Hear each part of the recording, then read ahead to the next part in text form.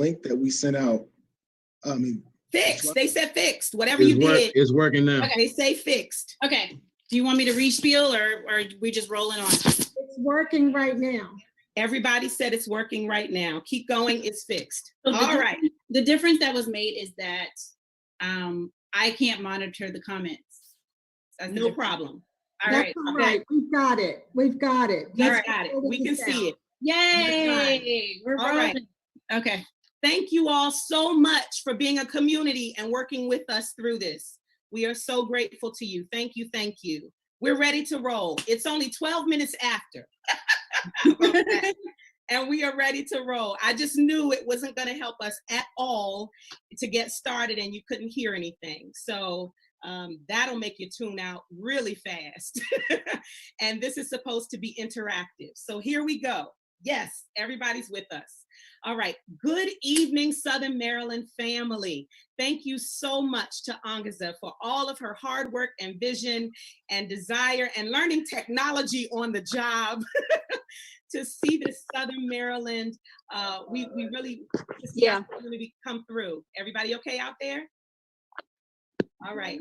To see this come together in such a forum as this to address the other pandemic in our country right now, racial inequity and inequality. We want you to just mute yourselves. We want you to get settled. For those who are panelists, make sure you stay still and keep whatever you have going on right now. Don't change anything. We want to say thank you to the other organizers, Sandy Washington, Janice Wilson, and Therese Wolf. It has been a pleasure to work with you to get us to this first of many gatherings for the Southern Marylanders for racial equality. We are so thrilled to literally have, check this out, representation from the federal, state, district, county, and community levels of leadership. There are so many other people who wanted to be a part of tonight's panel. And I know you're looking at seeing a lot of folks. We had a lot of other folks, folks like Sheriff Troy Berry, who simply had prior commitments and have shared that they are looking forward to doing something with us in the future. So we have all agreed that we are simply here to do nothing more than ensure we hear from you, our community. And we want to be, as community leaders, we want to be here to hear your thoughts and to share our thoughts as well. It is not too late for you to share this video now that you know it's working and the sound is good. Share this with someone so they can join our Facebook conversation right now, or they can click on the YouTube link that you share with them so that they know they can be a part of this discussion. If you are sharing about this town hall on social media, now that we're up and running, feel free to use the hashtag SOMD for racial equality. SOMD for racial equality, Southern Maryland for racial equality. And of course, hashtag Black Lives Matter if you so choose. We would love to be able to find your comments and find your thoughts and feedback and questions after this is over. All right. Okay, we're good. We're still running.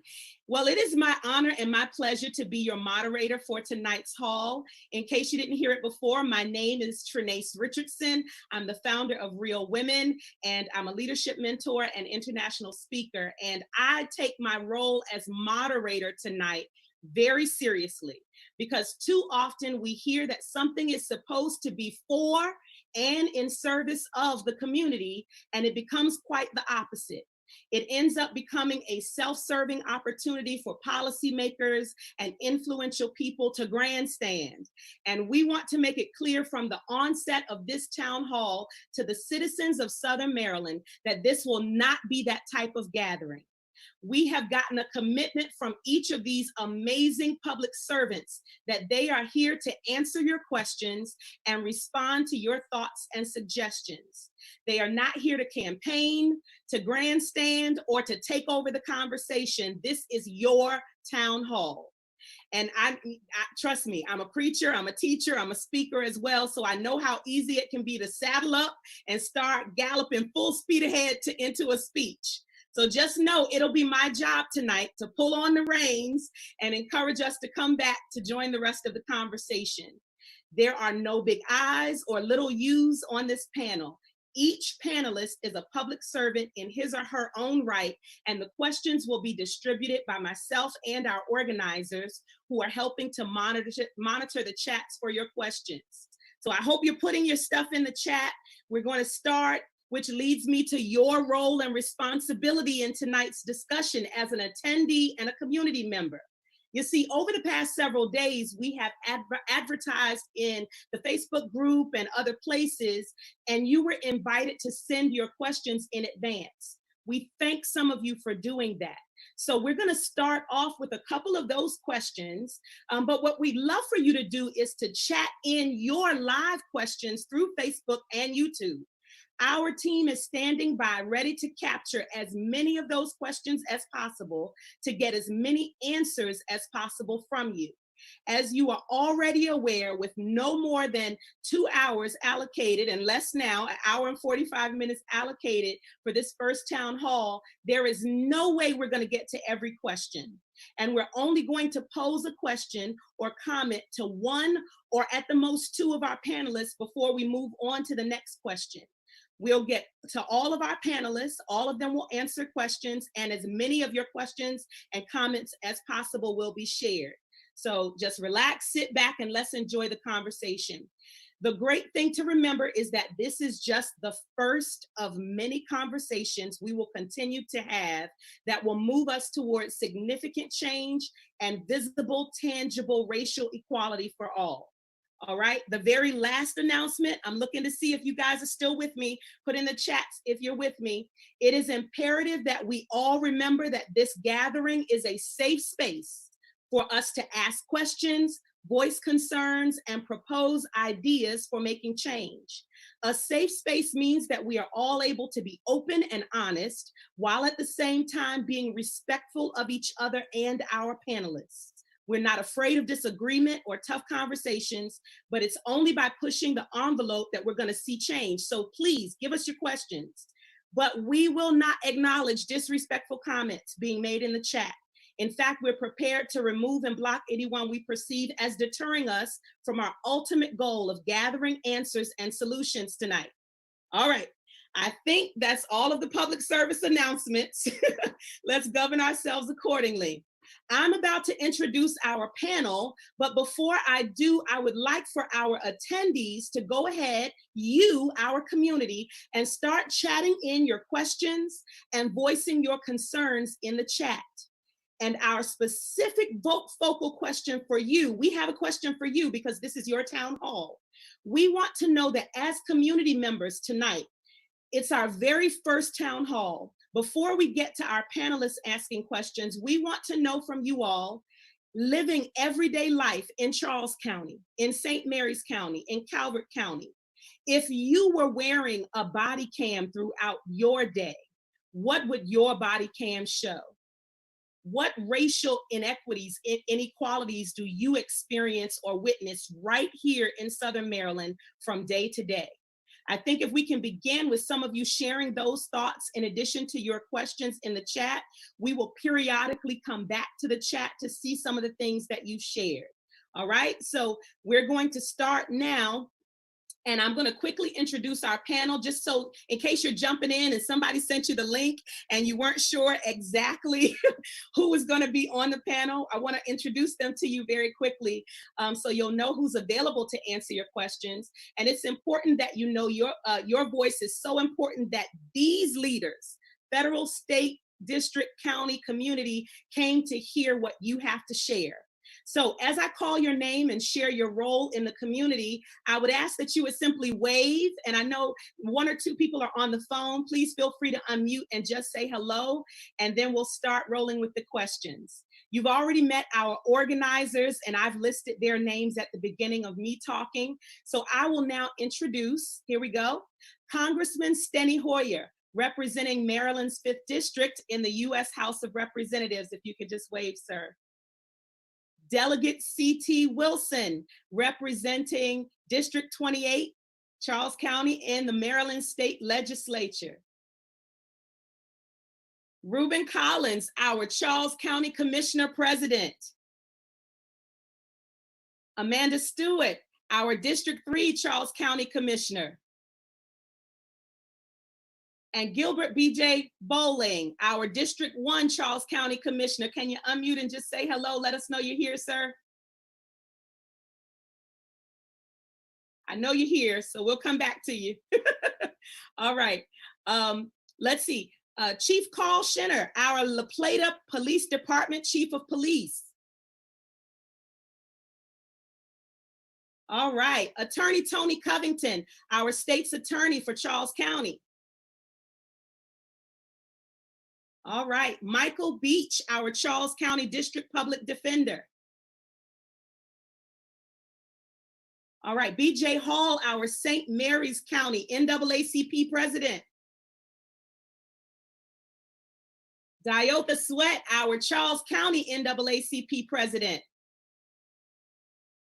And Lou Young, a reformed citizen, a businessman in our community, and a motivational speaker. Did I miss anyone? I think I got everybody. I'll go over there and look and check and see. All right, we are ready to roll. Okay, I'm certain that your incoming questions are being compiled by our team. I will, in just a moment, take a break. Anybody need me to pause for a second? We're good? Renee, Yes. we also have Michael Beach from the Public Defender's Office. Thank you. Oh, you're here. You are here, sir. I have you right here. Thank you. Attorney Tony Covington, and right after there was Attorney Michael Beach, our Charles County District Public Defender. My apologies, sir. Thank you. I knew I was moving too fast. Thank you so much. All right. I'm certain that your incoming questions are being compiled by our team, and I will ask Angaza to help me pose a few in just a little bit. But I'd like to start by asking Congressman Steny Hoyer about this Justice in Policing Act that's in committee right now. We have had several questions come in advance that specifically asked about how we as a county, a state, and a nation plan to hold police officers accountable for excessive force and misuse of power, and getting specifically into banning choke and neck holds, limiting how many people are restrained, how people are restrained. And the folks who emailed us, they not only want the laws on the books, but they want them enforced against these officers who refuse to abide by those laws. They also mentioned in their notes, because it was a question and comments along with it, that they want systems developed to collect data on police officers to hold them accountable for their behavior. So Congressman Hoyer, if you could just take 2 minutes to answer this question, what does, I know it could take longer, but you can see how many folks we have and how much we want to try to accomplish tonight. What does the Justice in Policing Act include? And more importantly, for some people, what does it not include? For example, some people have asked about police funding. Could you talk about it a little bit for us? Unmute, unmute. You can unmute, sir. We're going to keep it without feedback for you all, but it'll remind each other. Sorry about that. You're on. All right, Dr. Richardson, thank you very much. And I'll be brief. Pursuant to your orders, ma'am. Salute. We have had some horrific incidents and wrongdoing occur in this country. Month after month, week after week, sometimes day after day. It demands response, and we see all over the country and all over the world a demand for action. Speaker Pelosi and I asked Karen Bass, who chairs the Congressional Black Caucus, to get together with Senator Harris and Senator Booker and put together a piece of legislation. On Monday, we announced that legislation and introduced it. And we also had a ceremony, as you know, in Emancipation Hall, where we kneeled on the marble floor for 8 minutes and 46 seconds. That was a hard thing to do, but it was the right thing to do to show respect and to see me and listen. That's what we're going to do tonight. Justice in Policing, introduced. Hearings held yesterday. Some of you saw it covered. It deals with, first of all, police accountability. Changes the standard from knowingly, which is hard to show, to reckless disregard. Clearly, kneeling on a neck for 8.5+ minutes was a willful disregard. looking at pattern and practice of police departments, not just individual behavior, but what is the action over and over and over again. Reform in the qualified immunity, which is a Supreme Court set standard, which made it very difficult for those who were wronged to get redress through the courts. And lastly, independent investigations, very important. Then it deals with transparency and data so that citizens will know, a federal registry will be created so that we will know who has done what, when, why, where. Critically important. And lastly, training policies. Now, these deal with no profiling, best practices, duty to intervene. The 3 officers who were at the Floyd killing did nothing to stop that from happening. This bill includes a duty to intervene. Ban no-knock arrests. Breonna Taylor in Georgia, they came to her door. They didn't knock. They broke it in. It was in the middle of the night. They had no idea who was coming in. Her boyfriend, who was there, responded by shooting because he thought it was somebody who was breaking into the house. What we say, you cannot do no-knock warrants. You have to knock and let people know. By the way, as you recall, that was a mistake. It was the wrong house, and Breonna Taylor lost her life. And lastly, it bans chokeholds or anything like that. Now, Garner, as you recall, was not a chokehold, but an arm around the neck. But it resulted in the same response. I can't breathe. We're going to be considering that bill for the next couple of days. We will have that bill marked up next week, and I am going to bring it to the floor on Thursday, the 25th. So we are moving fast. And it does not deal with the funding of police departments. That's going to have to be a local decision. What that plea means, of course, is that we need to invest money in the places that will make it less likely that people are going to be in those positions. Education, healthcare, housing. We need to make sure that our communities are responding. I see President Collins on the phone and on our screen here, and Amanda Stewart and Chip's on the telephone. But they're going to have to make decisions. The state's going to have to make decisions. At the federal level, we're making decisions. COVID-19 has shown us the disparate treatment that African Americans have received, particularly in healthcare. But it is across the board. And it should not be the case in an America that says that everyone is equal. So we're acting quickly and decisively, and we're taking the leadership of the Congressional Black Caucus. Thank you so much, Congressman. I think you gave a great summary of the act and the work that's being involved in it. And we would ask you, the community, if you have follow-up questions. I did it today. I went to Congressman Hoyer's website and looked up information about it. And we have put information about the act in our Facebook group. The Southern Marylanders for Racial Equality. We have put that information in the group. So we want you to go there and check it out and ask your questions in there so we can continue this conversation. All right. Dr. Richardson, the Yes, only thing sir. I would add is there are now over 200 of the 233 Democrats who have co-sponsored that. And I am urging our Republican colleagues, we don't see this as a political issue. We don't see it as a Democratic or Republican issue.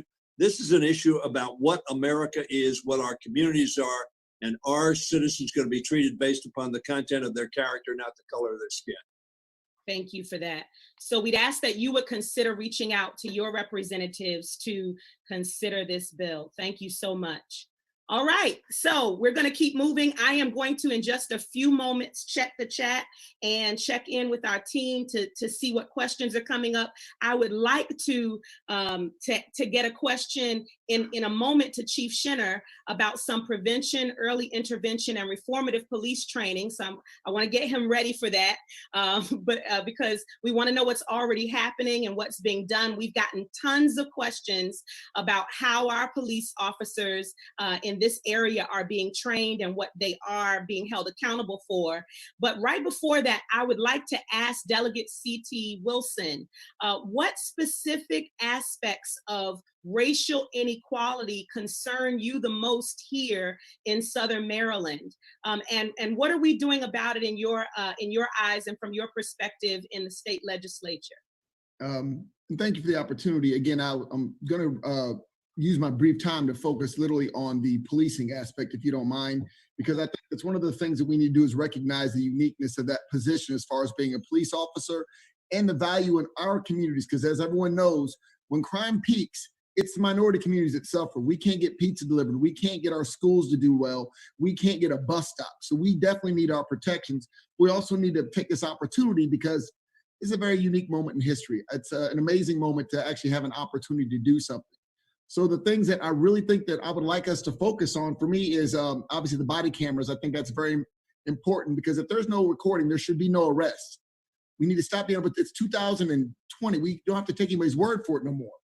I also think that our police hiring, one of the things I just read what our sheriff was putting out in Charles County, it's woefully inadequate. I do believe our police hiring, when we hire individuals, it shouldn't just be our police officers. We should have citizens on that board as well to ensure that way they're our cops. We all take responsibility of who we hire. We have our elected officials appoint members to this, not just advisory board, but they have a say in who gets hired to our police force to protect our communities. And again, I think we should also really focus on a buy-in, i.e. from these police officers. As a lawyer, I carry malpractice insurance. Realtors carry malpractice insurance. It's time our law enforcement or their unions also carry malpractice insurance because it's really sickening to watch how much our counties pay out on the statewide and it never impacts them. I want them to know that if their buddy messes up, that they will be held accountable, or at least they're going to feel the sting in their pocket because right now it's only the taxpayers. There's plenty of other things we can do as far as standards, raising the pay, obviously training, but those are the things I really want to focus on, the body cameras as well as banning the chokeholds and doing whatever we can to make our police a better force. I don't want to lose them. I don't want them to feel that they've lost us, but they need to understand that there's an accountability. This is not a job at Target. So you're not just an employee. And if you want to be a professional, that's how you need to act and be treated and have that accountability. So again, that's the focuses that I'm working on because I've been stopped as a delegate in my county for 45 minutes for bad tags. So believe me, you always have to ask that question. The problem my minorities have that some people don't understand is it's not overt. So it's always, was that racist? Would I have been treated any differently if I was white? And we need to go and rectify that with some better policing, better training, and better interaction as far as from the beginning on through to the end with our police force. So that's what I'm trying to do now. Yeah, Delegate Wilson, thank you. You did answer the question because I wanted to know where your focus was, where as it relates to racial inequality, what concerns you most, and you shared that. So thank you so much. You've gotten some comments, and I'm going to ask Angaza in a second to lift up some things she's seen. I just saw while you were talking, love the idea of community representation on hiring committees, and also love the idea of malpractice insurance. And Congressman Hoyer, there were a lot of thanks for you in both the YouTube and the Facebook. I'd ask Angaza now, do you have anything that you wanted to share, comments or questions that came up from folks? Well, can you hear me? Yes, successfully. Yeah, thanks. So I would just add to what Delegate Wilson just said. As a realtor, I do carry errors and omissions insurance. And so if police have that same level of accountability, we would definitely see a change. We would also see colleagues within the police department holding each other accountable. But I do have another question here. I believe this one would better be answered by BJ Hall. This one asks, it's from Paul Quaid on YouTube. He's saying, what steps do we take in St. Mary's County to diversify our local leadership, especially for county commissioners? As you know, we have one of the more diverse commission boards. It's not the same everywhere. So go for it. It's all yours. It's like I thought I was gonna get away with without having to speak since we had all this attention on Charles County. Everybody gets a question at least, sir. Just before I jump on the St. Mary's County question, I just wanted to make a comment on the body cams, just because I can't let that pass. Brian Crosby introduced a bill for body cams this past session. Got held up in committee and people started talking about money. And the thing is like, it seems like everything that's supposed to be helping us being Black people, comes down to the dollar. It's like, we didn't start talking about the dollar when we thought COVID was killing white folk. we just started writing blank checks. It's like, all right, let's go out here and let's get everybody fixed. Then all of a sudden we start looking at the pocket when we saw, oh, it's really hitting mostly Black folk. Now, oh, let's watch our spending. It's like, I'm frustrated because now, since we had we have a tragedy, and now we can address this body cam issue.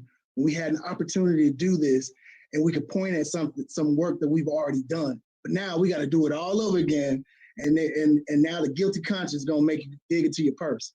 All right. I'm sorry. Okay, you got it out. Go ahead. Okay. I'm shaking, right. man. All right. All right. Anyway, so as far as St. Mary's County, this is something that, I mean, everybody knows. We've only had one African American commissioner in our county ever.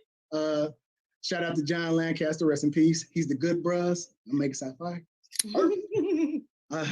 But we've addressed this issue. We've been working with people because the way our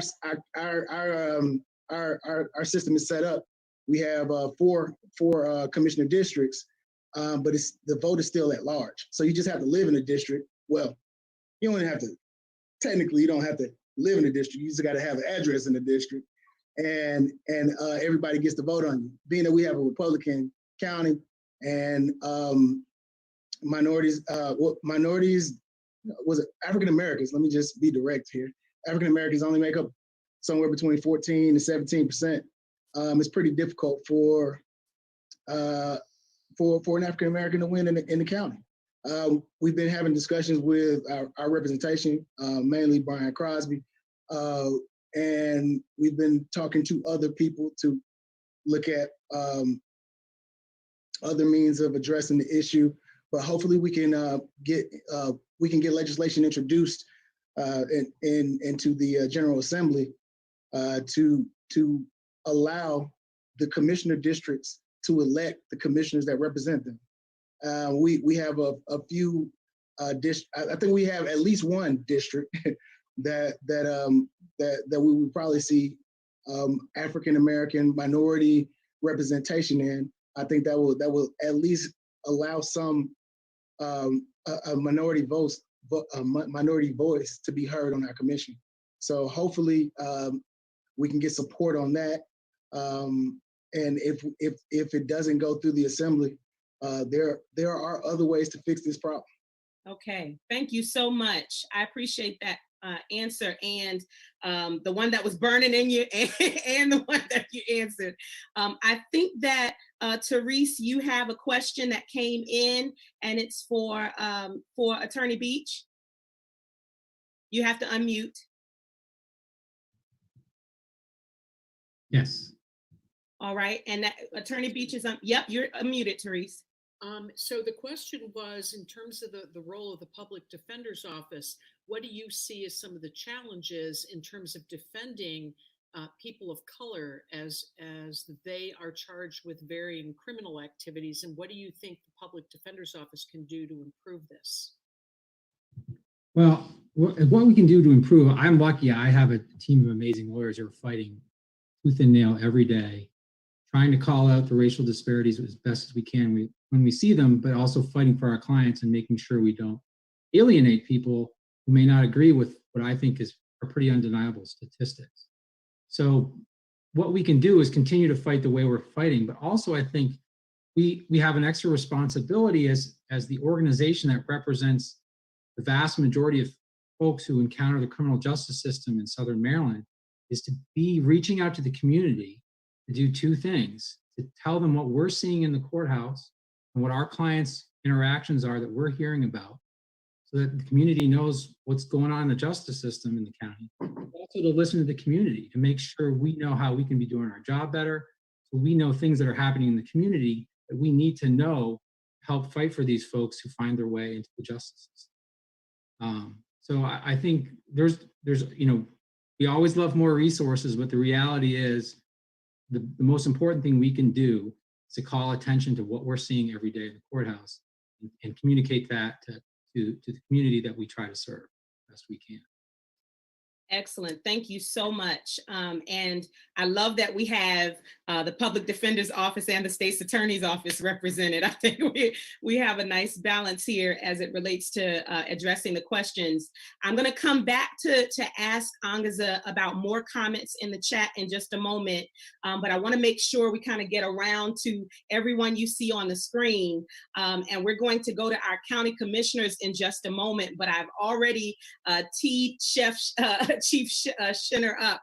And so I want Chief Shinner in the conversation now, because we've been talking about police officers and the police department, and you are our representation. Thank you so much for being here with us tonight. We want you in the conversation because inquiring and active minds want to know what training and disciplinary measures are taken to prevent, to intervene early, and to reform police misconduct here in Southern Maryland. And everything from implicit bias, diversity, effective communication, stress management training, mental wellness, health checks. What are we already doing to limit the use of force as it relates to training and intervention? That's a big question. Thanks for having me. I appreciate it. It's an honor to be invited to this. I wanted to kind of find, if I could, real quick follow up on what Delegate Wilson said. My agency already has members of special interest, HOA representation, and the Business Association, along with a patrol supervisor and a commander that sits on both our hiring boards and on our promotional boards. I think it's imperative for people to have a say in who shows up at their house at 2 o'clock in the morning when they're having the worst day of their life. Mm-hmm. So they should have some buy-in as to who's policing in their community. And I felt that I try to think of myself as a progressive chief and think about how I want my family to be treated at 2 in the morning if something is going wrong. So that's why in La Plata, we have already enacted a lot of these things. We have personal body cameras. There is an expense to it. And the expense is not necessarily the equipment.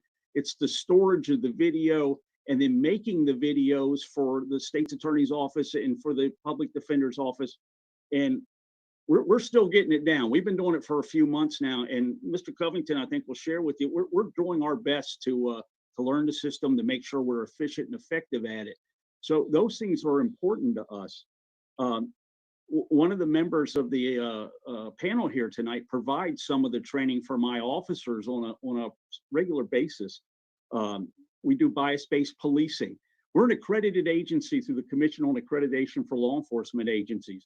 Only 5% of police departments nationwide will step into the water and try to become CALEA accredited. With Representative Hoyer on here, I appreciate him. And I really hope that maybe preference would be given to accredited agencies on grants. We want to live up to best practices. And this is the body that was put together in 1979 that said, hey, these are the best practices for law enforcement. These standards change on a routine basis. We have to update our policies. It's just like a medical accreditation. Someone has to come to my agency every 4 years and review our policies. They review our proofs of compliance. And then every year, there's at least 25% of our files that are gone through. And they look and they make recommendations, and we try to be the best that we can. But in Maryland, the Training Commission requires 16 hours of training each year for police officers. Most departments, I know the Sheriff's Department, our department, we far exceed those hours. But back to the question is, one of the panelists here provides bias-based policing training for us, cultural diversity training for us, cultural competency. We teach ethics on a routine basis. and that most of these are part of the CALEA process that are required time-sensitive standards. And in the fall, we have an unconscious bias that will be taught to all of our police officers.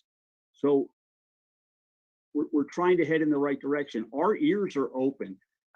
When we look at what happened in Minneapolis, it's the first time I remember in my career, and I worked 27 years in Prince George's County, working for the city of Greenbelt, retired there, and come to La Plata. It's the first time I remember where you're seeing police chiefs and sheriffs all over the nation saying, this is absolutely wrong and things have to change. And you're seeing it from fraternal orders of police as well. The time is now, and it's a great time to have conversation. I said it before, I've said it on many, many town halls through the course of my career as a commander and as a chief, but they always seem to run out of steam sooner or later. I don't see it this time, and I think real reform can happen, and the police are willing to, we want to walk hand in hand. We want our communities to be safe, but we also want to be able to go into any part of the community and sit down and have a conversation with people and know that they know that we care, no matter where they live or how much money they make. That is important. Yeah. And I hope I answered most of your question. Yeah, you did. You shared a lot of what is being done right now.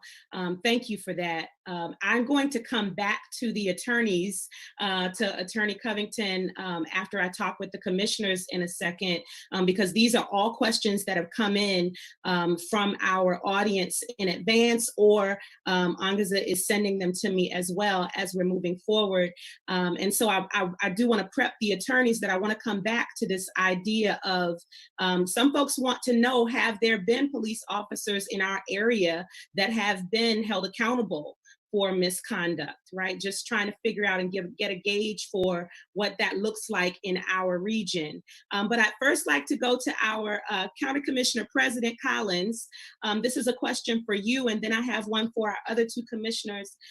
I'm hoping that Commissioner Wilson will be able to hear us when we get there.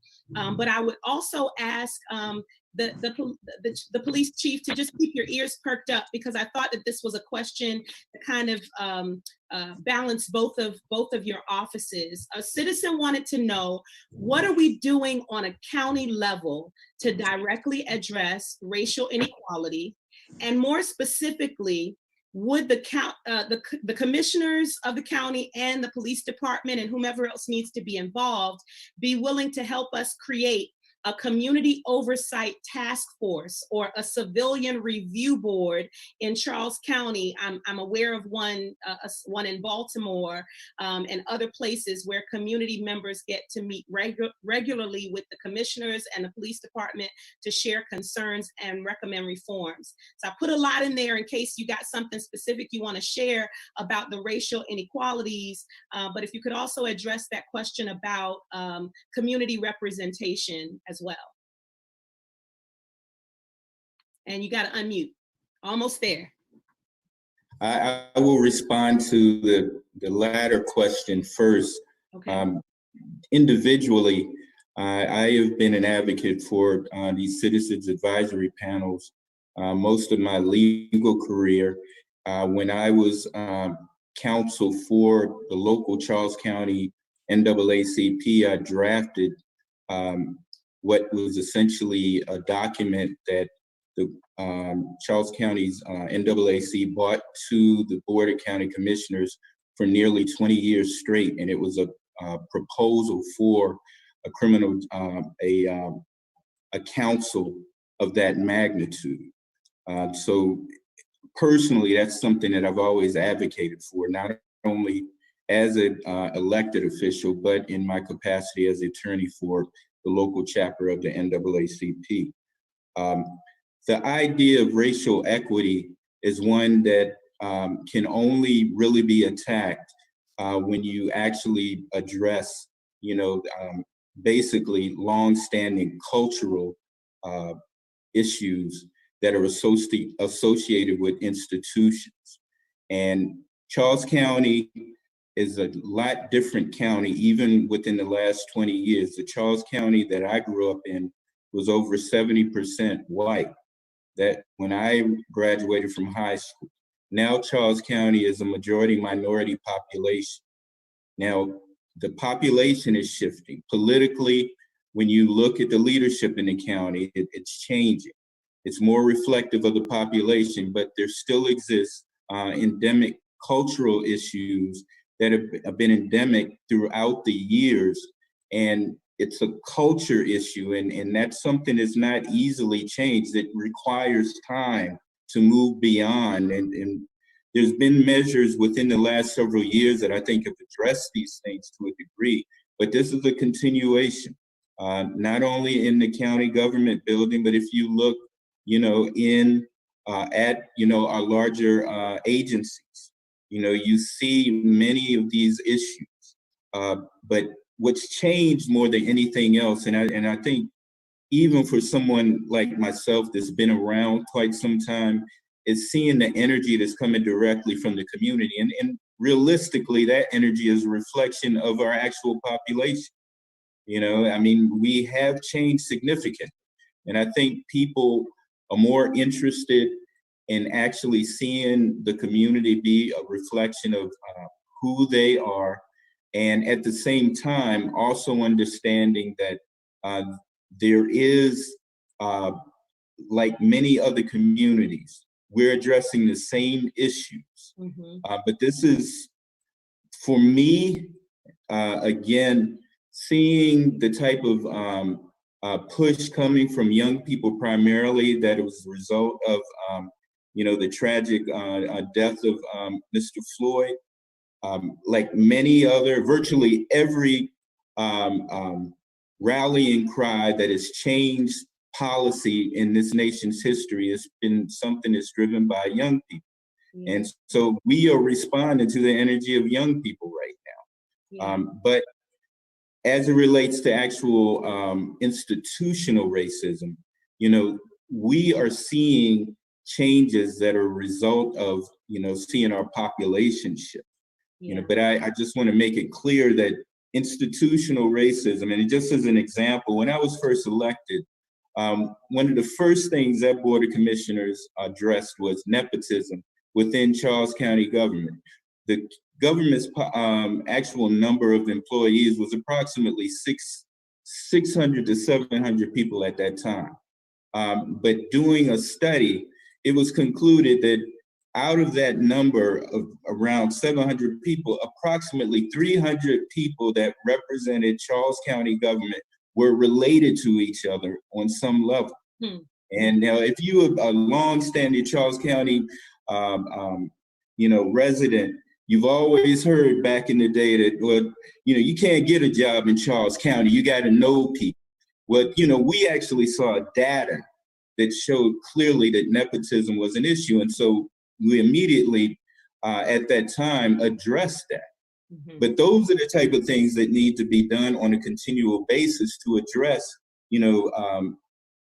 these institutional barriers that limit who we are. So, Yeah, thank you so much for that. And I think a question is going to come to our NAACP leaders in just a little bit so that they can kind of get ready for it. Just what you addressed, the cultural issues, and just someone asked what it will take literally for us to transition. Laws may change behavior, but what can actually change culture and hearts? And so I'd love for the NAACP reps to get ready to answer that. But Commissioner Stewart, thank you for also being here. President Collins has just given us a real overview. What I heard him saying is there have been these advisory boards, and I guess I'll look for a nod from you. There's always an interest to have representation from the community. Did I get that right, President Collins? As it relates to our community. But I'd love for you to share what ways in which you are aware of right now that citizens that are concerned about this issue can get involved. What avenues are out here in the county that allows citizens to actively participate, for their voices to be heard, so that they can affect change in this area? What are some thoughts that you have about what's available? Thank you. Great question. Good evening, everyone. I really appreciate kind of like what Commissioner Collins was saying, the change that I've seen in Charles County over the years. You know, growing up here in Charles County, and then looking at where we are today, it's a lot different. And I think it has improved in a lot of ways. I appreciate the opportunity for community members to reach out directly to their elected officials with concerns. I know that's an improvement that has occurred over the most recent years. Growing up, we really didn't feel like we had access to our elected officials. But now I have found over at least the last 8 to 10 years, one of the things that I'm hearing from residents is that their elected officials are not secluded, that when they have concerns, they can address them. One of the things I am always amazed about is within Charles County, we have a lot of organizations, those grassroots organizations that has formed. And no matter what letter you have behind your name, right? Whatever, it's not politics. Every group, every area has a grassroots organization that they can get together and then they can share concerns and voice their concerns. I think that is always an opportunity for every community. And then also, as an elected official, I believe it's really important to meet people for where they are. And so realize that it's not your job as someone who lives in my community to come to where I live. It's my job to come to you. And as long as we have elected officials in place to understand that we have different people who live in the community and we need to be flexible in how we communicate, and using social media, using all the resources that we have at our disposal. And lastly, I would just also, thinking back to your previous question about the Citizens Advisory Board regarding the policing or the Sheriff's Department, I've also wondered why we as a community, we haven't been able to work with the Sheriff's Office and the FOP to get that done. I'm hopeful that with our current situation and being really, courageous to have these conversations, that we'll be able to move forward in having an advisory board. Thank you for that. So let me just add to what you just said, because we mentioned earlier, and we really appreciate the Sheriff's Office wants to be here, but there were conflicting events. And so he's looking forward to being here in the future. And so we will continue to have these conversations. It is so important. You can see all the questions and the comments coming in. They're flooding both Facebook and YouTube because, as you just said, we need to do this more often. And so I guess I would ask before I go on to the next set of folks, because you just posed that the way that you did between the Sheriff's Office, and I'm looking at Chief Schenner right now, is this something that we could possibly think about moving forward with in this climate? What do you think, Chief? Yeah, I don't think oversight's ever bad. I think one of the things that everybody has to think at the end, they're going to be treated fairly. The citizen, the police officer, everybody involved. And I think it's a time for that conversation. I can't speak for the Sheriff's Department, that's up to Sheriff Berry, but other chiefs I have talked to recently, oversight's okay, as long as everyone knows at the end that this position's just. Yeah, thank you. So remember, all of these questions have come from you. Some of them came in advance and some of them I'm getting as we go, but I want some of your comments to be read because you guys are having great conversation with each other in the chat, and I love it. We love it. Our team is chronicling the questions and the comments so that we can keep this conversation going in our closed Facebook group. We hope that you will go there and you will join us in the Southern Marylanders for Racial Equality Community Facebook group. But right now, I'm going to ask Angaza if you wouldn't mind reading some of the comments that you're getting and maybe end with a question. All right, so I had one that I thought was especially poignant from Facebook. If I had on a camera, you would see that we need to have more training for teachers on racial equality. This training would be mandatory. This is just one of the things you would see. So someone earlier had posted that teachers, have racial discrimination in a 15-minute mandatory computer course every year isn't cutting it. So I know we don't have Dr. Hill here with us today. She was invited, and I think she had a scheduling conflict, which, a lot of panelists might have had. So what do you all think of that? How do we fix racial inequalities within our schools? And let me ask, because I want to make sure everybody gets a chance to speak. So let's go to Diotha. Could you share a little bit about just the educational system as our NAACP president, and we'll come back around to we're going to get, I believe, because we're only at the 8 o'clock hour, we're going to be able to get around to some folks speaking, but I want to at least get to everybody once. Go for it. Good evening, everyone, and thank you for inviting the Charles County NAACP to the conversation. To answer that question, first, training has to be something that we do every day and not just 15 minutes once a year. This is a conversation that we have had with the Charles County school system, with Dr. Hill, with the board members themselves, that you cannot change with just a PowerPoint presentation. And you need to have accountability for teachers if they are not treating students fairly, if they're not adhering to the equity that is required by the state of Maryland, then they should be reprimanded. And if if they have been reprimanded and they still have not abide by the rules, then they should be fired. It should be just plain and simple, because we have, our teachers are the most important entity of a child's life. And if we have teachers that do not care and cannot adapt to the environment in which they are training and teaching our students, then they do not need to be a part of our school system.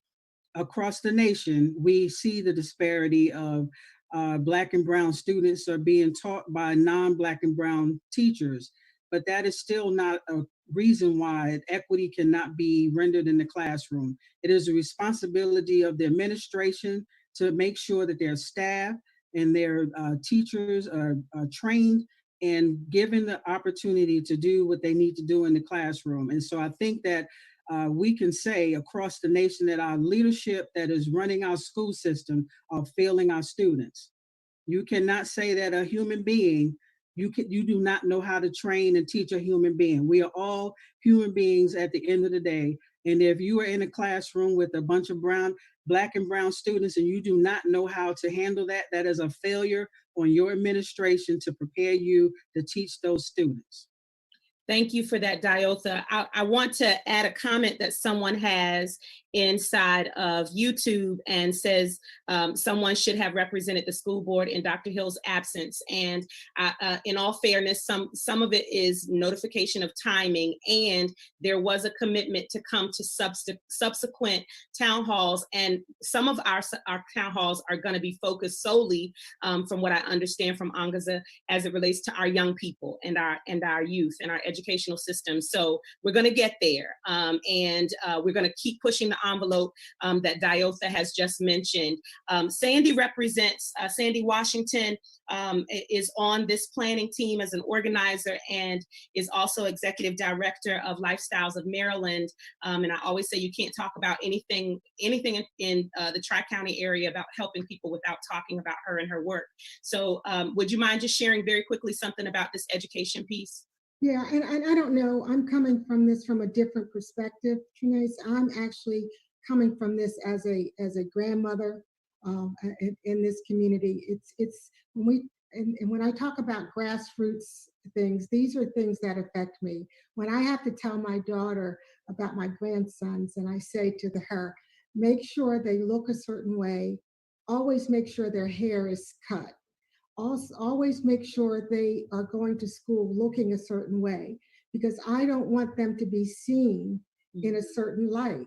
Mm-hmm. So this is a little bit different from, I'm sure, it's not just the education part. It's a part about the child that's already stigmatized from kindergarten on up because they didn't get a good haircut. They don't look a certain way. If he's too active, is that going to be offensive to someone? So all of those things are being, the teachers are judging my grandkids as they're coming in there, and who's teaching them how to look at young Black, mostly I'm saying young Black boys that are coming into school that are getting stigmatized from the time they come into elementary school, and so many times that travels with them throughout. So I'm not just talking to her about the education part. I'm talking to her about the physical part, the physical aspect of what's taking place. I like to know from those educators and people that are in control of that, or doing training, how are they addressing that with families that have to deal with that part? Yeah. So it sounds like we need a panel focused on education, and that's something that should come from those in the same way that these folks have come representing their areas of influence. It sounds like something that I see Angaza writing already, so we're good. I want to turn back to why you all are here in your specific areas, and I told you, attorneys, I would make my way back to you, and I will, and we will get back to the chat and the questions in just a moment. But I wanted to ask a question of Attorney Covington. What kinds of cases, and I'm making this as broad as I can, so if you have something specific, but what kinds of cases directly related to racial inequality come up in our county? Some of the questions we've been getting are just asking, what do you see happening in our county as it relates to this issue? Because what we want is to prevent the explosions that we have seen in other places, but there are microaggressions that happen on a consistent basis. And so we want to know how that plays out in our legal system in this region. For example, have there been any charges or anyone found guilty who is in law enforcement related to excessive force? And where could a citizen go to look up that information? How would we know if those kinds of things are being addressed? Can you hear me? Yes, sir. Okay, because I'm sorry, I apologize. My video went out for some reason. I guess that's Got you, though. We can hear you loud and clear. Okay, very good. As far as recently, I can only speak for Charles County. I don't want to speak for Calvert or St. Mary's or Prince George's, obviously. In Charles County, we haven't had, as I can recall recently, any police officer, I believe you're asking me about, police officer who's actually been charged. Now, that does not mean, and the sheriff's office or Chief Schinner or Maryland State Police could talk to disciplinary actions, because it isn't always just about whether somebody's going to be convicted of something or not. So disciplinary actions, you talk to the police about that. Generally speaking, though, it's not as if Charles County itself has been free from situations where police officers have killed people. All right. I mean, if folks were paying attention, unfortunately, we had a death within the last month or so. Someone who was killed by the police in a terrible situation. So these things do happen, and they've happened over the years. So it does go on. As far as inequities within the courthouse, and that's a very difficult mountain to climb for everybody at the prosecutor level, and I think at the court level too, because prosecutors and judges are kind of derivative users of everything, right? Everything starts with the police out there on the street. But you do have to figure out ways, and we're trying to figure out ways, and there are best practices on this as well, trying to figure out how in the world the numbers that we are seeing, I think Mr. Beach spoke about numbers earlier, the numbers that we are seeing, what conclusions can you draw from that? Because prosecutors have enormous, one, power, but two, enormous discretion to do things. Just as police officers have enormous discretion to arrest somebody or not arrest somebody on the street or to accost them in the first place. Prosecutors have that same discretion, really, to say, yeah, we're going to go forward on this case or not. And trying to tie that decision to somebody's race or economic status or something like that is very difficult. So you have to look at, well, as somebody said earlier, I think it was Mr. Hoyer Stenny said, talk about patterns, practices, that type of thing. But it's very hard to get a hold of it and a hand on it. I'd also say, and this is I'm not going to be political here, but a little bit of a recruitment here, if you would say, if I could say, it is very, very difficult to find attorneys who want to become prosecutors who are African American or minorities right now. It is very difficult, and it's been that way for many years. I think that has something to do with, I think that's important. One, I think that any organization, whether it's private or public, should really reflect the people that they serve. And if you go look in the Charles County Detention Center, there's far more African Americans over there than in the general population overall. So we need people for that. Inequality and detecting it are difficult, and that makes it even that much harder to combat. It really is. So that's something that we're trying to get a hold of, trying to get a hold of studies, trying to get people to do studies for us, and try to do. I see. Okay, so Yeah. I don't know if I answered your question or not, but. Yeah, you got to a lot of it, and I see a couple of hands. What I'd like to do is I would like one last person. One person has not spoken yet at all. I'd like to get to that one last person, and then we literally have the second half of this to catch everyone's thoughts. And so if you would allow me to piggyback on what Attorney Covington has just shared with us about the inequalities, I'd like to go to Lou, who is a representative of the community, a business person, but also some of your story that was shared with me was really significant to this conversation.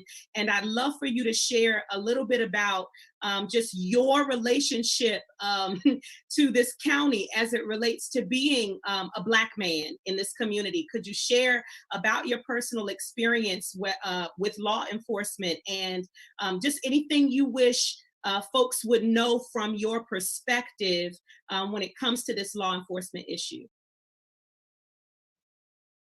And you got to, yep. Thank you, Dr. Richardson. Mm-hmm. Now, I definitely feel that this panel is definitely needed and probably long overdue. And as far as from my perspective as a businessman, I've been a businessman for a long time. I kind of take it back to when I was like 6 years old. You know, I started selling penny candy, and penny candy turned me into an entrepreneur. And I've had different situations because of my entrepreneur endeavors down through the years where I started out as an innocent child selling candy in school and turned into a drug dealer when I was about 12 and 13 years old. And one of the most interesting things about that is that the same community where I started selling drugs was the same community where, you know, the police were there. You know, I had a 2-parent home. My father went to work every single day. My mother, both were in the house. You know, it wasn't a situation where I grew up receiving any kind of racist comments or anything geared toward me that I knew of from adults in Charles County.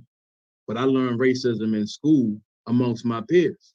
You know, so when I look at, we talk a lot about education and everything, what we have to do with education, but, you know, after we get done spending money on books and programs, you know, what are we going to do about educating the parents on what kind of narrative are they teaching their children in the home about racism?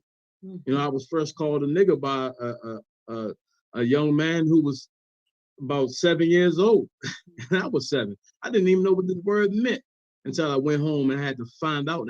I had to learn racism once it came across my doorstep. You know, so I know we have a lot of things to talk about here. I've been arrested over 17 different times. You know, God turned my life around, and I decided to do some things for myself. And one of the biggest things was to pick up a book and do self-education. I'm 42 years old right now. I haven't worked for anybody since I was 38 years old. I own my own multi-million-dollar construction company and infrastructure work. I have one business partner. I've been in business for 4 years, and I've never taken a loan from anyone. You go ahead, Lou. We're going to pause for that. It's the truth. It's the truth. But here's the other thing, and I don't want to stay too long on this. One of the, like I said, I own a construction company. One of my offices here in Charles County is in the same building as Commissioner Collins. But however, over the last 4 years, I have done no work in Charles County on purpose because I work in construction and I deal with racism on a whole nother level where it's right in your face, dealing with general contractors, different municipalities and federal, state, and local governments who don't even feel like I don't belong in my field. And I've not only experienced that racism from white people, I've experienced it from my own people, trying to open bank accounts up. So, you know, the narrative that I'm here for as a businessman, as a motivational speaker, and one of the things, I don't know who put my credentials up there, but I'm also a youth minister in my church. And I've been in the same church in my community for over 20 years.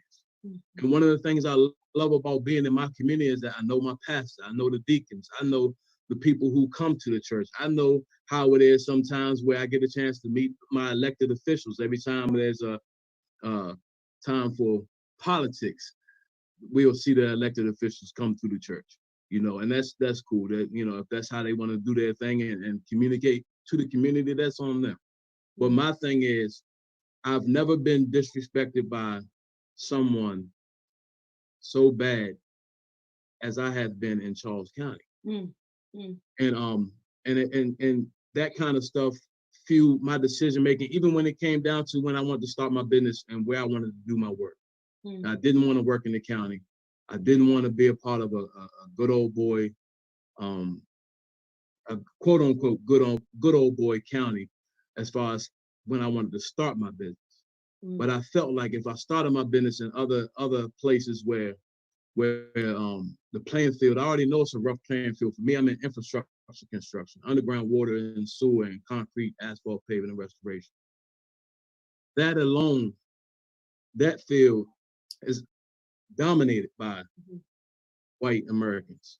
Yeah. So when I show up and do business, I'm not just doing business for myself. I'm doing business for everybody who ever had a slight history or background like I had, because I know it's possible to be turned around.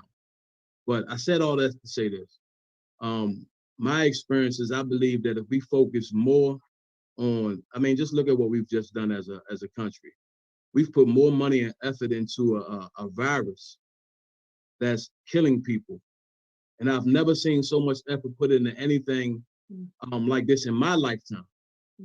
But I just get excited to think, like, if a town hall meeting like this actually birthed a hunger and a thirst for us to come together and attack racism like the virus it is, like we're doing COVID, we wouldn't need these town halls anymore, because everybody would be on the same page. And I said I wasn't going to say it, and I'm going to give the call back over to you like this, but there's a scripture in 1 Thessalonians, and I'm not no Bible scholar at all, but the scripture says, know them that labor among you. So that mutual respect can happen. You can respect the police officer. You can respect I respect Tony Covington. I respect Reuben Collins. I respect Troy Davis, because I got a chance to meet these men. I got a chance to meet people when they weren't wearing a suit and a tie or had a gun on their head, you know? So if I know that there's a situation, and somebody mentioned it earlier, if there's a situation where there's some kind of dispute go on and a police officer shows up who is completely foreign to the community that they are policing, that police officer's already been dealt a bad hand on his side, and so has that community. So we need to raise up more people out of our community that actually knows who's laboring among them. You know, it's good to say, yeah, I know Sheriff Berry, but who else do I know? I don't know all of the police I have friends on the force, but I don't know everybody, and they don't know me. They may know me and love me, but they may not know my niece or nephew, and may not know that they coming from a situation, or they may be a little agitated, and a few words can calm them down instead of pulling the gun. Well, sir, drop the mic, Bishop, Representative, Congressman Lou. You've gotten so many positive comments because you clearly represented the deep sentiments that brought us to this place where we're having this town hall. And I'm just grateful that you are not ashamed to tell your story, because it's so powerful and potent, and it's resonating with so many people. So thank you. And it brings us right back to the center of what you said. I think Chief Shinner said it, that, you know, this does feel like something different. And I agree with you. This is the other pandemic. This is the moment that we have to continue to ride this wave and continue these conversations conversations and don't stop them. Let's just continue talking and moving the needle.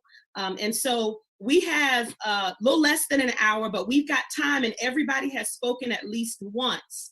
I know that there were a couple of people who had something that wanted to share either about education or something that was shared a moment ago. So while our team is gathering a couple of the questions that have come in and comments that have come in the chat, and we all have access to go back to the YouTube, to go back to the Facebook page so that we can look at these comments, so that we can answer these questions. The work of the Southern Marylanders for Racial Equality has just begun. It is not stopping, it has just begun. So we're going to be taking these questions to create more gatherings, is what I hear Angaza saying. And so let's just open the floor up. I want to start with Commissioner Stewart because there was a question about education that you wanted to come back to. And then the brothers in the room who raised their hand about a comment that was coming up. Go ahead, Commissioner Stewart. Thank you, Dr. Richardson.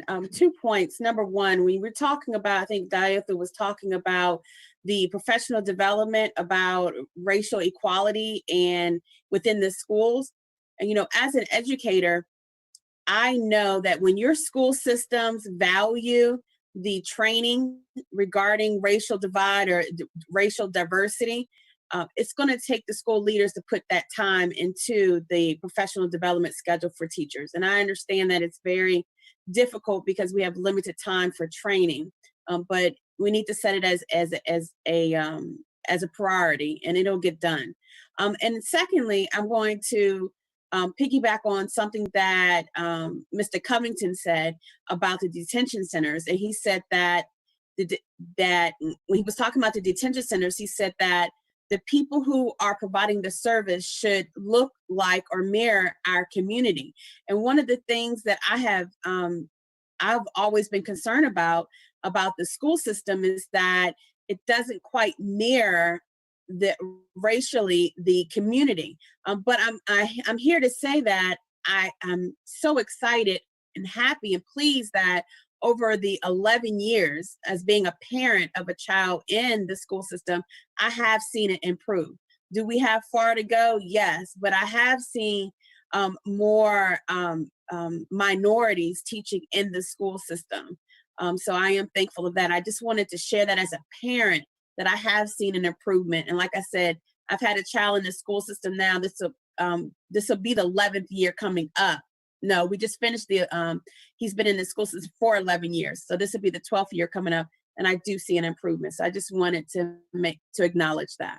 Yeah, thank you for that balanced view. And I love how that connects to what Lou talked about, because it does start with our kids, and our kids, many of our kids who are in, you know, a lot of people are homeschooling and doing other things, but so many more of our kids are still in the school systems, which means that they are spending a whole lot more time in the schools with these teachers than they are at home with their parents during the school year. And so we've got to address the cultural issues in training, as you just said.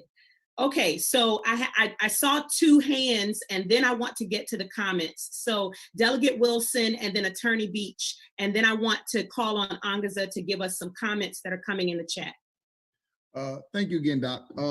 DJ Lou, or Mr. Young, I want to say I really appreciate what you were talking about. I was, again, this is about policing to me, but I'm the chair of the Business Regulations Subcommittee. And I saw one of the questions about African Americans, you know, are we representing African Americans in our decisions as Black policymakers? And sometimes people forget people like you exist, because I know white America sure does. White Democrats really do. You know, when they talk about Black issues, Section 8, minimum wage, legalizing marijuana, they forget we have Black business owners. To your point, and that means although we have a $780 million bridge going up right down the street in Charles County, you're not working on it. See, our minority businesses are also very important. We could have a whole nother discussion on how many Black business owners we have here that don't work in Maryland. They don't work in Charles County. We could build a new county with this, because we're not just an impoverished people. We're employers. I own a business. My wife owns a business. He owns a business. I know tons of people. That's a whole nother topic. And we need to make sure we never let somebody set our narrative that we're poor and we need help. Like I tell people all the time, I'm better than you. I don't need you to get the hell out of my way. So I appreciate what you're saying there about the businesses, because you never hear about Black businesses, and and therefore that $780 million that was already given out, you didn't get a chance to bid on it. And that's a highway, that's a bridge. We've got schools. We put billions of dollars every year into school construction.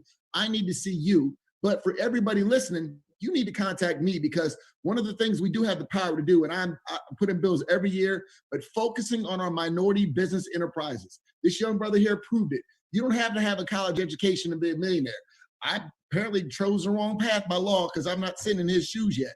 But I'll say that that's a conversation for another day. And I also lastly wanted to say, we're on our way in Maryland with the teachers. I've got 3 daughters in school, in public schools. And I'll say this, we're going to be, if we can find the money, this COVID really killed it. Our minimum wage should be about 60 grand a year starting out for our teachers, as soon as we can find this money for the blueprint for for Maryland's future. And that's how you change the culture. Because and truthfully, and I'll say this, excuse me, ladies, when we get them Black men in the classrooms to be the example, we don't have to teach white people how to teach us. We'll be there leading the way, being the example. So that's the goal, is pay enough, pay as much as you can, and then you'll have those folks that you need teaching, and all they need to do is follow in our footsteps. So that's what we're working on at the state level. Thank you. Well said. Thank you, Delegate Wilson. Well said. Attorney Beach?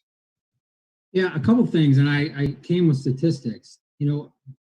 Starting in the schools, Ms. Washington talked about, we got to avoid stigmas. When kids get arrested in schools, that becomes a stigma. When they are in the juvenile justice system, way overrepresented in this county, it becomes a stigma, and it follows them, and it makes it hard for them to succeed and hard to root out systemic racism.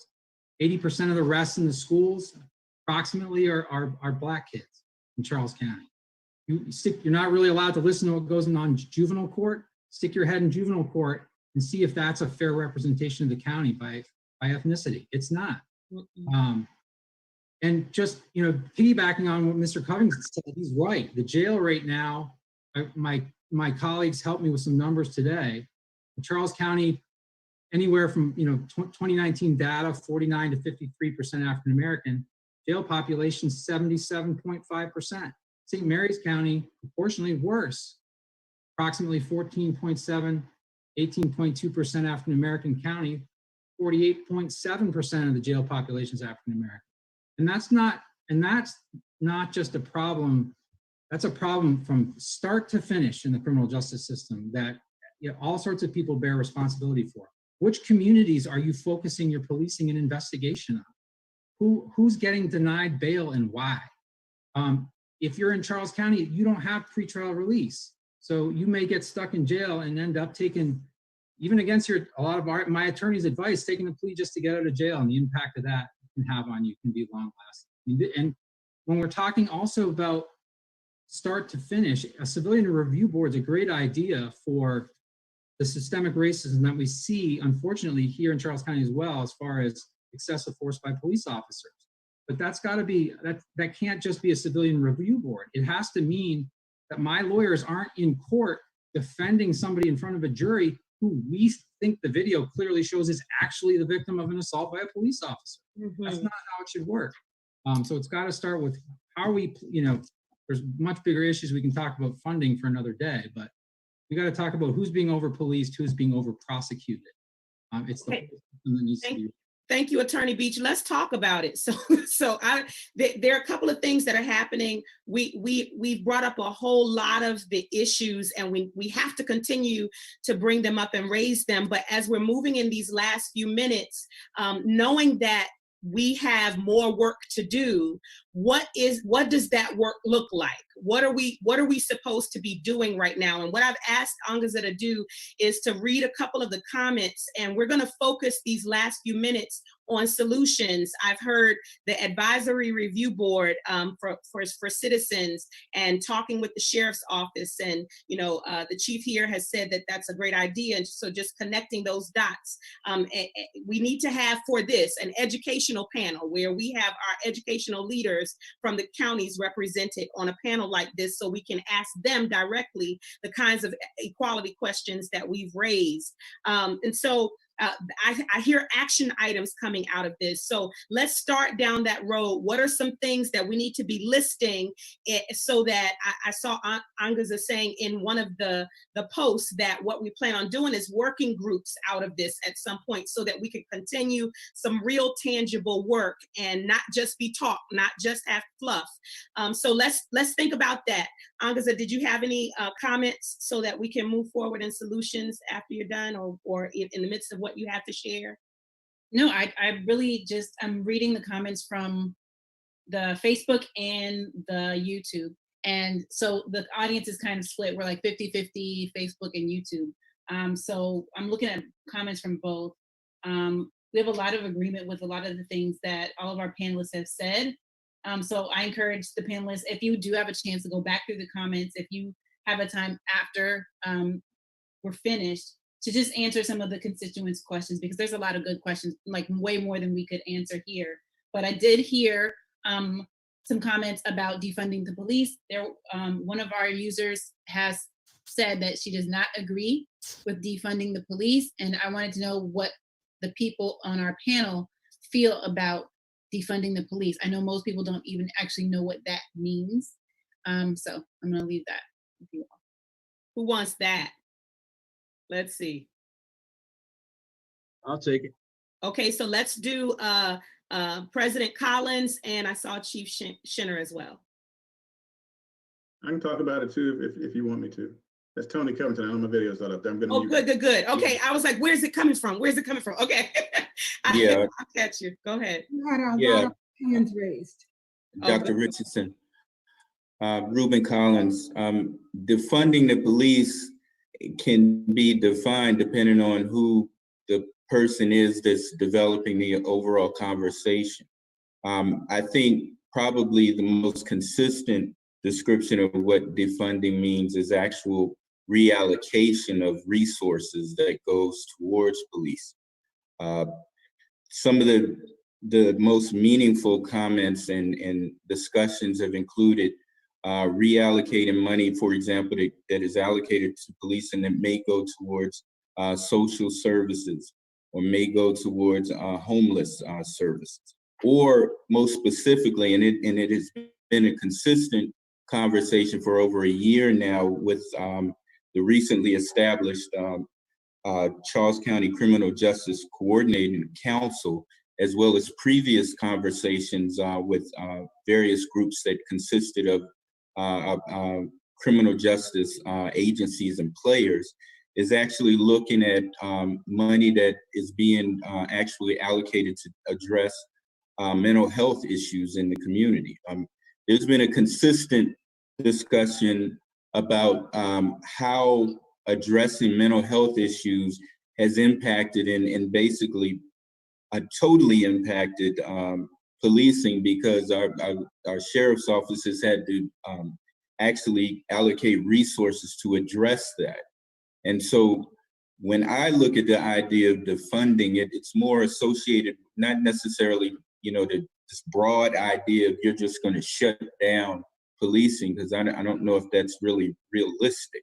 But I think it is, when it's most useful, it's an opportunity for us to actually look at the reallocation of those resources, which I think, and I want to kind of put a plug in for this recently established coordinating council that Mr. Beach, the sheriff's office, the state's attorney's office, as well as the Charles County government are participants. And I think with this body, we've been charged with actually looking at reforming criminal justice on a holistic level. So it's almost like the way things are coming together, it's almost like this body was established at the perfect time for us to be able to address some of these issues.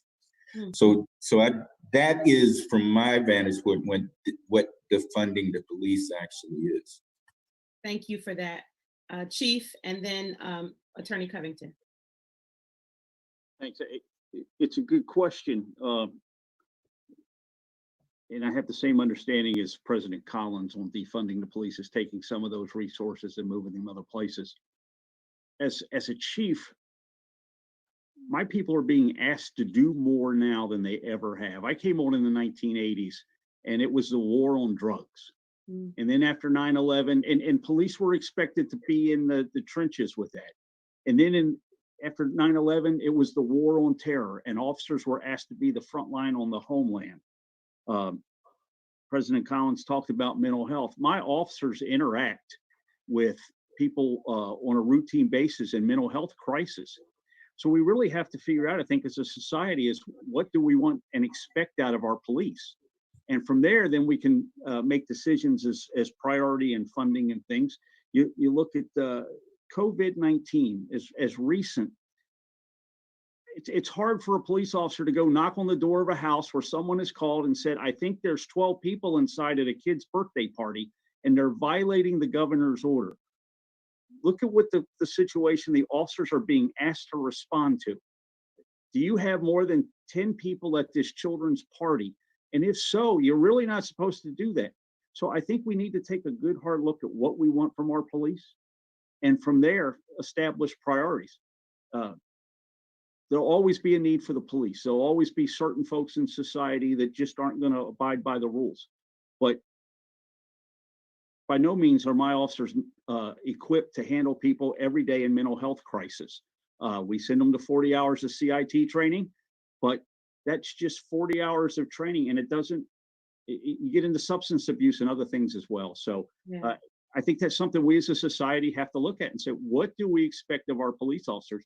Because we're asking a whole lot, and really you would need 4 or 5 degrees if you were going to be proficient at everything we're asking those folks to do on a daily basis.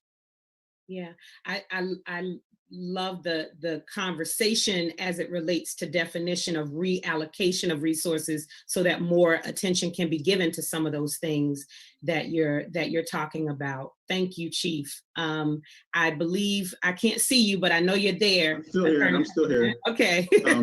And Chief Shinner, that was a perfect segue into what I was going to say. We ask far too much of many government agencies that we have. The school system pops into my mind. Most of my families are educators. We ask far too much of educators, especially given the resources that we provide to them. We ask far too much of police officers. You just said it, Dr. Richardson. You have all these degrees to do whatever. We have to reimagine what it is that the criminal justice system is going to do. We keep it focused just on crime. The only thing that it does well is put people in jail. That's it. And that isn't the answer for everybody. Maybe not most people, I don't know, but it's not the answer for everybody. We certainly know that. We should reimagine what a prison looks like. Where's the trades being trained in, right? Where's the schooling? Where's the addictions? Where's all this stuff?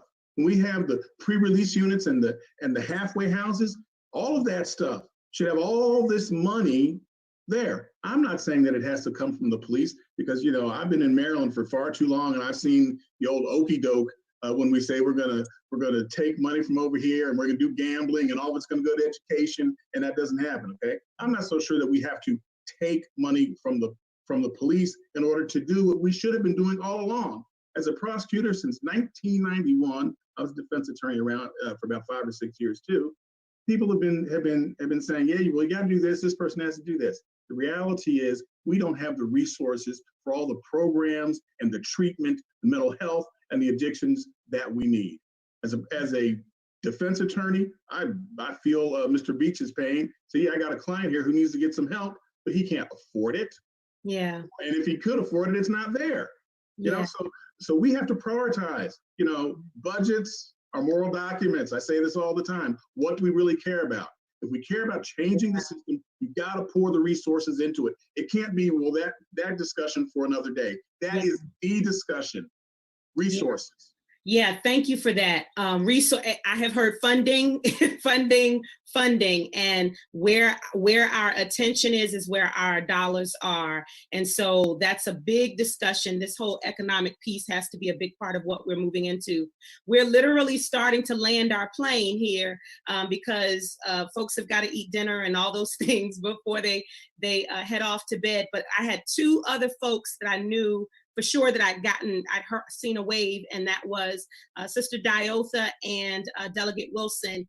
And we really want to close out with some next steps that Angaza is going to give us as it relates to what we're going to be doing moving forward, because we could never answer all the questions and come up with all of the solutions right now. But again, this is the beginning of the work. So Diotha and then Delegate Wilson, very briefly, please. Well, I wanted to add to the defunding comment that everyone was sharing. The NAACP in itself is trying to now come out with a narrative to make sure that people are aware that the organization does not support getting to abolishing or getting rid of law enforcement. That, again, we want to make sure that the taxpayers' dollars that are being afforded are being used properly so that the communities can have the policing that they need. And also, I would like to share that the Charles County NAACP has been advocating for a Citizens Review Board for 20 plus years in Charles County. Wow. And what the problem has always been is that we did not, the subpoena power was the issue for the Citizens Review.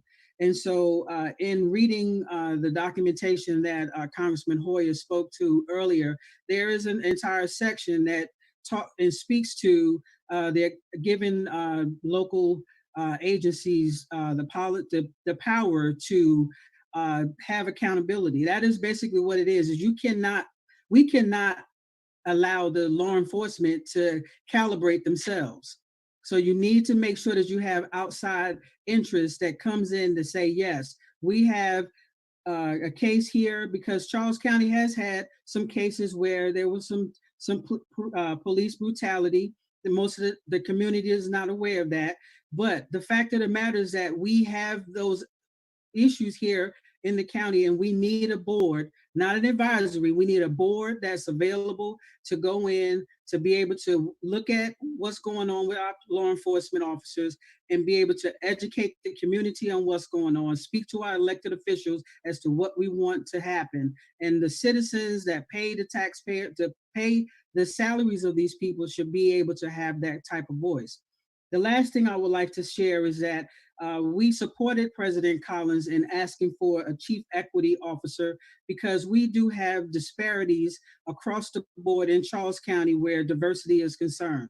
Yes, we do have diversity in our elected officials, but the people that are salaried, we do have a huge disparity, and we need a chief equity officer to come in. And the NAACP also has we do a report card of the agencies to see how they're measuring up, and we can look across the board at our agencies. We're not getting an A, we're not getting a B, and we're not getting a C in some of these agencies where diversity is concerned. And so, if we are serious about diversity and racial equality and equity in Charles County, it has to start with making sure that the county reflects what of the people that live here. Thank you so very much. Thank you, Diotha. I'm going to ask Angaza to prepare to kind of close us out, but I want to make sure Delegate Wilson, and if there are any very brief words from BJ or Lou, we would love for you to give us your closing thoughts. Go for it, Delegate Wilson. Yes, and I was only asking because I was going to remit my time if there was a chance that we were going to be all speak. I don't want to keep going on about these issues. So are we going to get another chance to speak, or is this go for it? Yep, this is it. It's very brief. I just again applaud everybody who's participated. I will ask you guys, please hold your be more engaged and harass your elected officials on this issue. Diotha and Janice, I'll say, when first you don't succeed over 20 years, try again, because I really believe this is going to be the year for that. And again, please just don't forget, not just a part of the hiring process, or I'm sorry, but the oversight, but all disciplinary, but also part of the hiring process. That's something I've been researching. I think it's a very good thing for all the communities to do. And hold your state officials accountable too, because there's a lot that needs to be done. Malpractice, that's a state issue. For body cams, also state issue. But police hiring committees and stuff like that, that's county. Go after your county on that.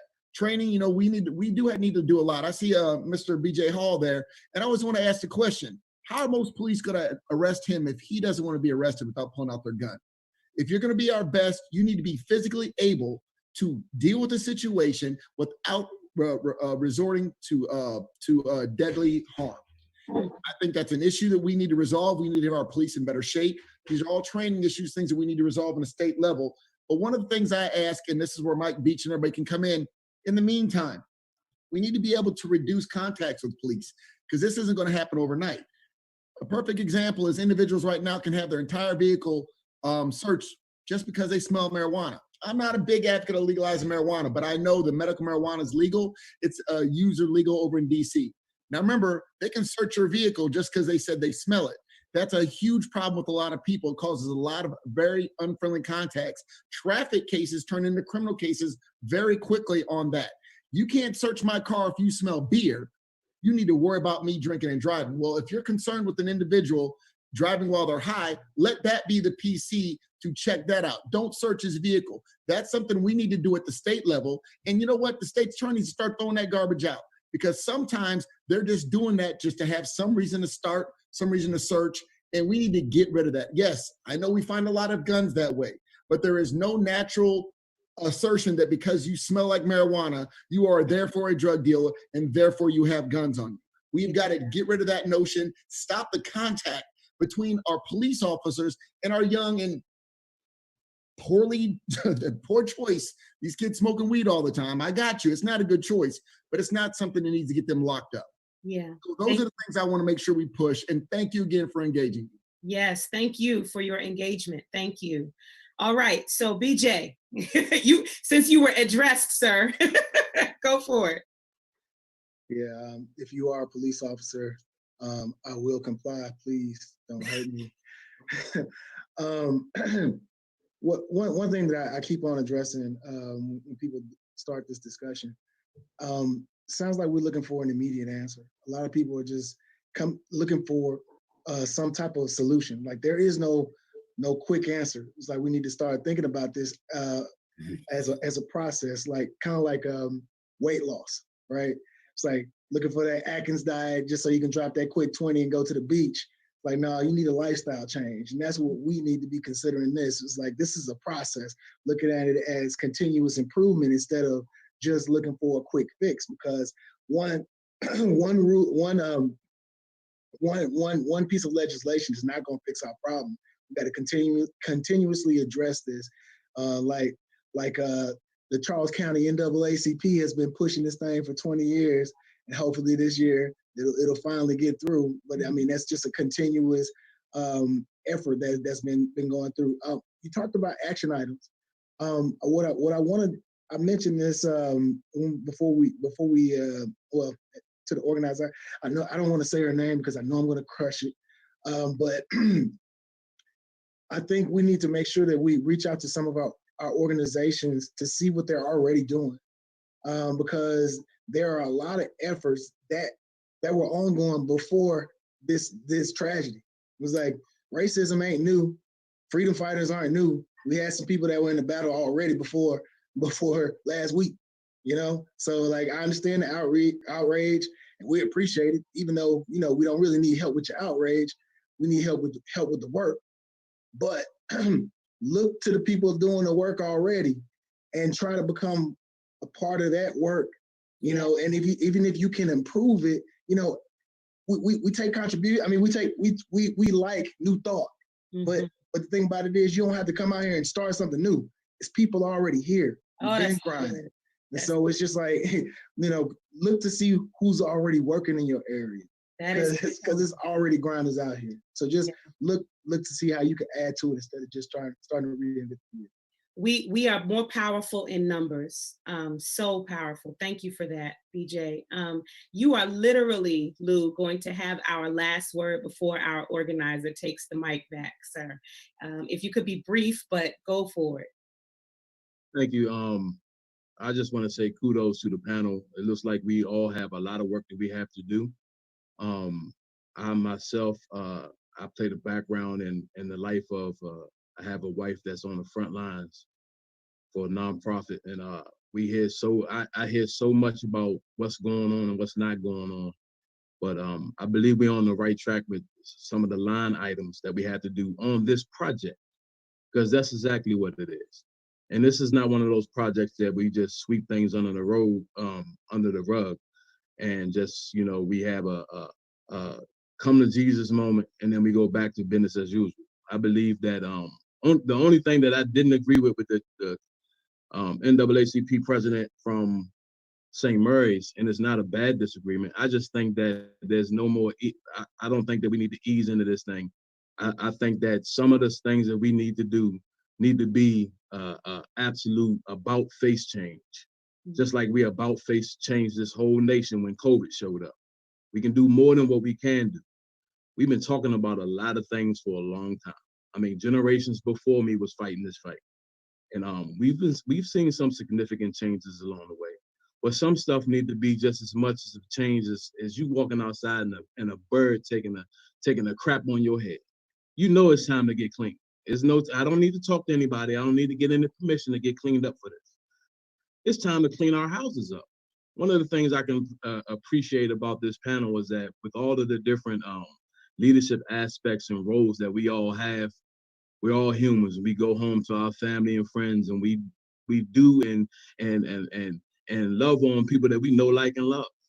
I just think that type of thing, when we go into our own four corners of the wall, and even after we, you know, as we come off of this Zoom, when we go to our own personal lives, I think that one of the things that we as a people, and I can't speak for the whole country, I can just speak for the people who on this call who I see in the community. I know you're doing work, but I think that we need to push people that are around us to better relationships with each other.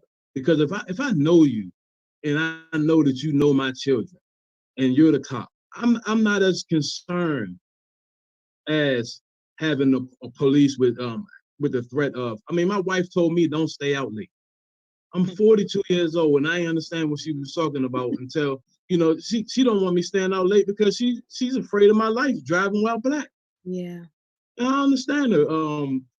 You know, Mr. Covington, he don't even know this. He might not even remember this. I have a recording of him at a local assembly where he was talking about driving while black, and he got pulled over in his Crown Victoria. I'm pretty sure he remembers that, because anybody on here that experienced any kind of racial profiling or any kind of situation where your race was the cause. Yes, I sir. remember, Lou. Situations. You just heard him. He said he remembers. Mhm. Yeah, I was there, and I could not believe that. I was like, well, what kind of hope is for me? If they pulling over the state's attorney, I have no hope. You know, so I think we just got work to do as people. You know, it just can't be you work your 9 to 5 and you put in your few hours and that's it until the next day. And we just do routine over and over again. I believe some of the things we have that we have to look forward to working on is some things that it's going to take a think tank. It's going to take some people that have a heart towards change and a heart towards the community. But some of the things that we can, if we trigger in on them and we actually have a scope of work of what needs to do and the action steps are clearly defined, some of the things that we can do as a county, it needs to be a drastic about face and right now. Thank you so much, Lou. We are not going to take us beyond these 2 hours, but this has been so good. And we are so appreciative of our community leaders, county, district, state, and federal showing up for this conversation. We thank you all in Facebook land and YouTube for sticking with us during this time and being so engaged. We are going right back to those chats and having follow-up conversations about next steps. And I'm going to go ahead and stop talking now and release it back to Angaza, one of our organizers, and just encourage us to continue this dialogue. Go to the Facebook group, use the hashtag SOMD for racial equality and Black Lives Matter if you so choose. We want to be able to hear you. And as has been said a million times, there's a whole lot of work to do. So let's make this the beginning of it. Thank you, Angaza, for this opportunity. You're welcome, but I want to toss it to our illustrious Miss Sandy Washington for a few. Absolutely. Thank you, Angaza.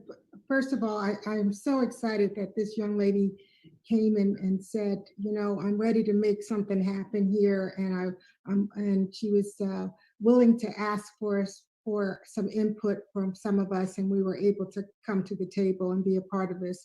Many of us are kind of old. We've been through this for a bit right now.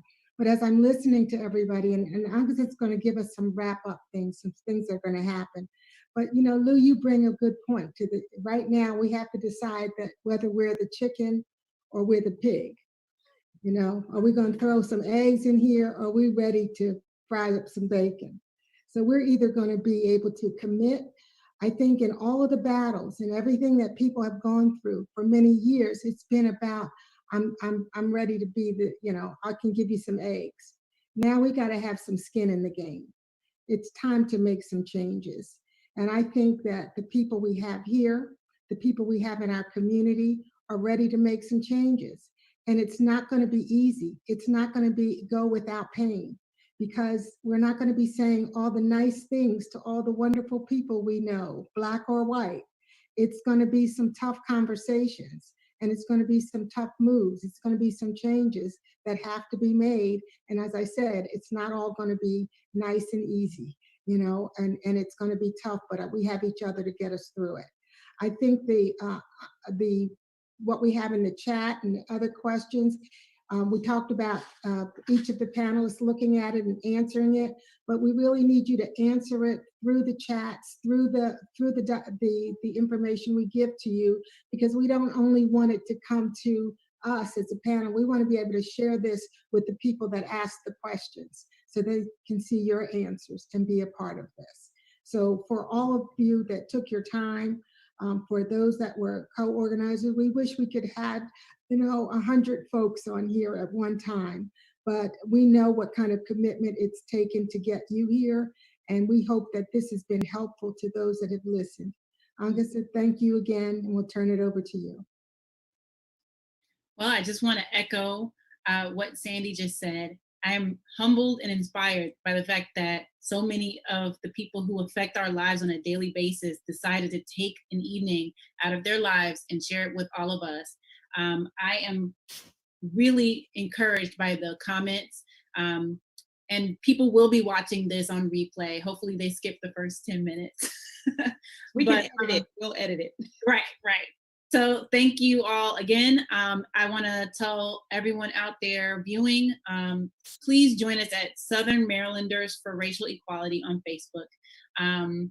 Also, for the people on our panel, everybody in the comments wants to know, how can they help? So if you all have any projects you're working on that you need assistance from the citizenry, if you need us to write letters, write petitions, make phone calls, show up at the Capitol, anything you need us to do, if you need us to show up at the commission, if you need us to go to a town hall, whatever it is that you need us to do, please compile it. You can email it to me. You can post it on our page.